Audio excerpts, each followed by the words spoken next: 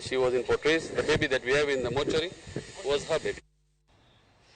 Obila County Busia ondhiyo wakeini moko ariyo mane oyud kod kit yath ma meroji mong'ere kaka heroin dier otieno ma piny orugodo kawuono.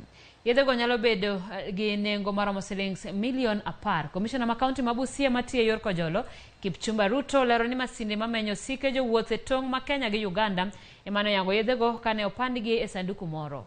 Wachore ni yedhego ne oa e boma ma Kampala e piny libamba ma Uganda mane terogi e boma ma Mombasa ma pacho ka. Mae biro mana jumbe ariyo ka apisas magari rido apedha e tong' mar Kenya gi Uganda ma tieko hala ma ok opuodhi.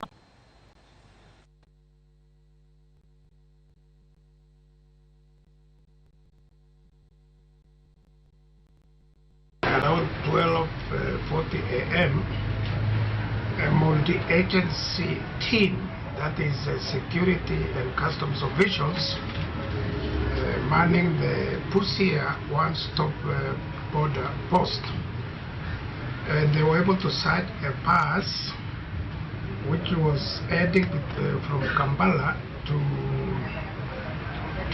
Nairobi, managed to detect one suitcase which was grey in color, belonging to a female passenger by the name Mumbi Mwaura, who is 50 years old.